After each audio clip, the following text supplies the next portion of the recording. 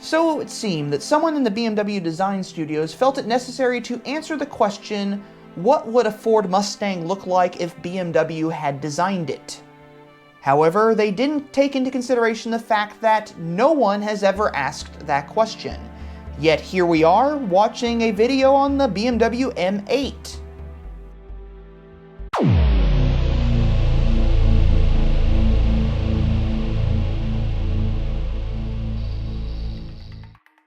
Introduced in June of 2019, the M8 originally consisted of two body styles, the two-door convertible F91 and the two-door coupe F92. A four-door sedan F93, marketed as the Grand Coupe, was added to the lineup in October of 2019. We will get to that vehicle in another episode. The M8 is based on the BMW CLAR platform, with McPherson strut suspension at the front and multi-link suspension at the rear. Adaptive dampers are standard equipment.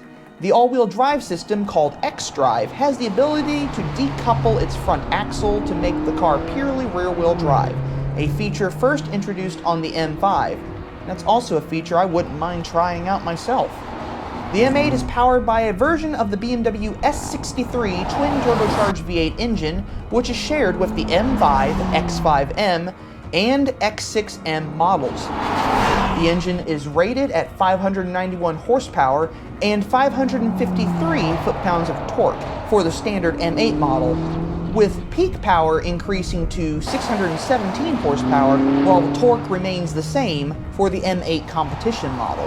The sole transmission available for the M8 is the 8-speed torque converter ZF 8HP76 automatic transmission. The standard brakes consist of iron discs, with carbon ceramic brakes being optional. The level of power assist for the brakes can be set to either comfort or sport mode using the iDrive controller, a feature which has been criticized for resulting in inconsistent brake pedal feel.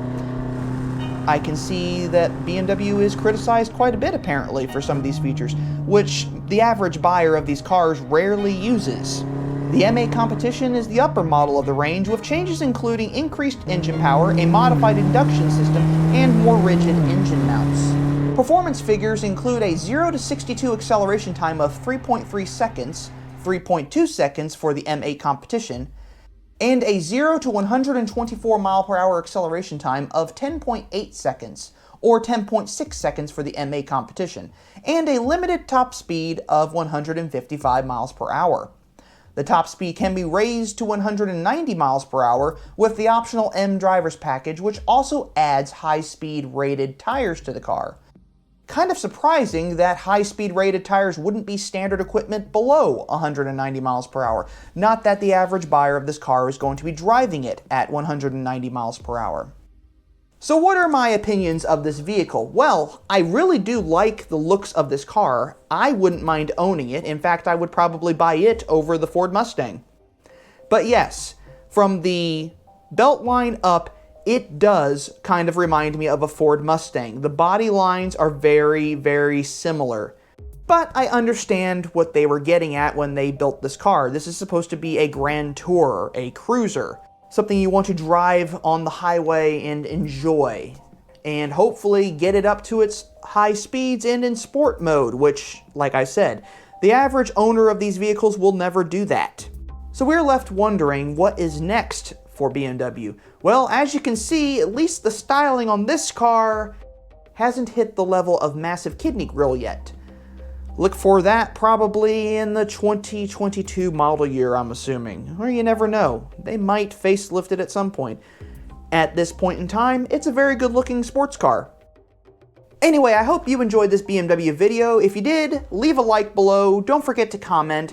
And if you want to see more BMW content, check out the Bimmer Code videos every Monday at midnight, 12 a.m. in the morning, because that's when I'm going to launch these videos, at least for now.